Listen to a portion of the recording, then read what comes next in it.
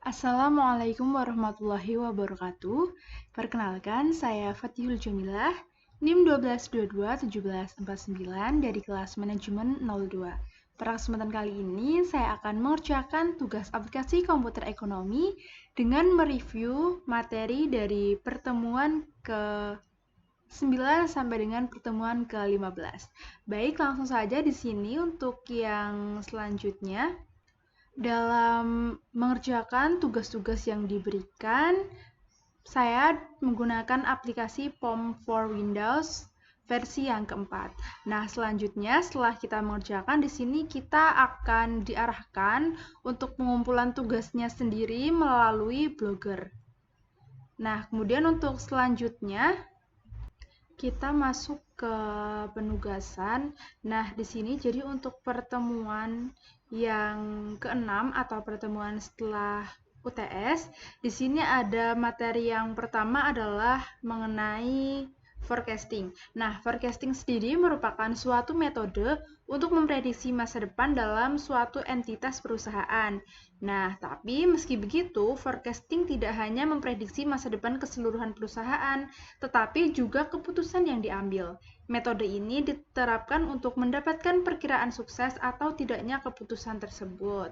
Nah, untuk pembahasan dan juga pengerjaan yang lebih lengkap dan lebih terperinci, nah bisa teman-teman lihat di sini di bagian laman YouTube saya. Nah, di sini sudah tertera untuk pengerjaan tugas forecasting dari nomor 1 sampai dengan nomor 6, bisa teman-teman buka dan bisa teman-teman lihat sendiri. Nah, kemudian kita lanjut nih ke materi selanjutnya. Di sini ada modul networks, di mana networks atau jaringan merupakan sambungan penghubung antara satu titik dengan titik lainnya dalam jangkauan.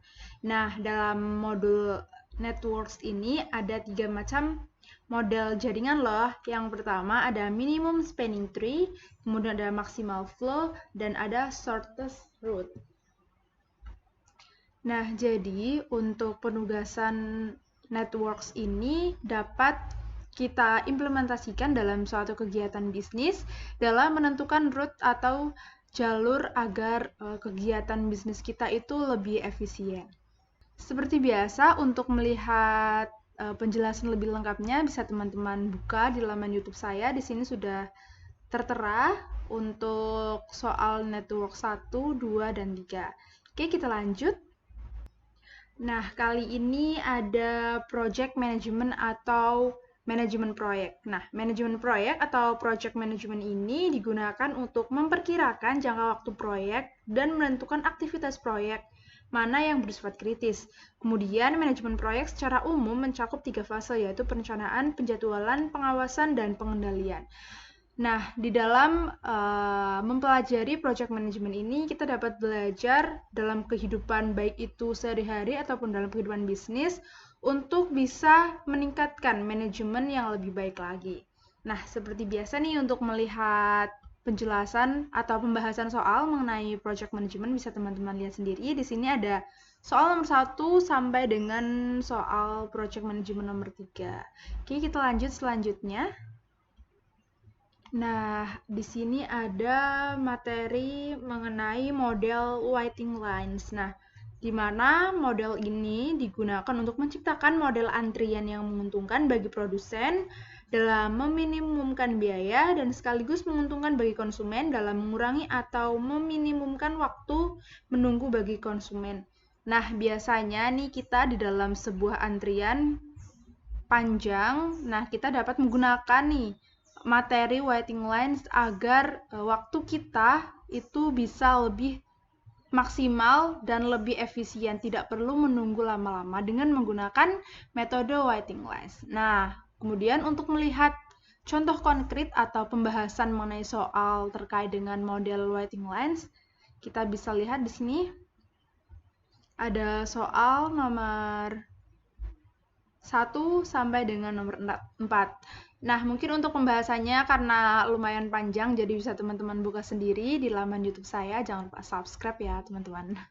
Oke, kita lanjut di sini. Nah, untuk materi yang terakhir ada modul productivity dan quality control. Nah, di mana modul ini didefinisikan sebagai rasio output untuk input. Nah, kemudian dengan program POM for Windows ini memungkinkan untuk menghitung produktivitas serta kualitas dari kontrol dari kualitas dengan jumlah input dan sejumlah periode waktu. Nah, jadi dengan menggunakan materi ini kita dapat memaksimalkan produktivitas kita dalam melakukan suatu hal dan tentunya lebih memaksimalisasi kita dalam menentukan kontrol kualitas. Nah, seperti biasa untuk melihat contoh soal dan pembahasan lebih lengkap, lebih lanjut, di sini bisa teman-teman lihat ada soal productivity 1, productivity 2, kemudian ada quality control 1 sampai dengan quality control 2. Nah, mungkin sekian ya teman-teman materi yang saya dapatkan selama pertemuan after semester dari pertemuan ke-6 sampai dengan, pertemuan ke-9 sampai dengan pertemuan ke-15. Dan tentunya materi yang telah disampaikan cukup berguna untuk kita terapkan dalam kehidupan sehari-hari. Nah, mungkin sekian yang dapat saya sampaikan. Terima kasih dan jangan lupa subscribe, karena subscribe itu gratis. Oke, sekian dari saya. Mohon maaf apabila banyak kesalahan dalam bertutur kata. Terima kasih. Wassalamualaikum warahmatullahi wabarakatuh.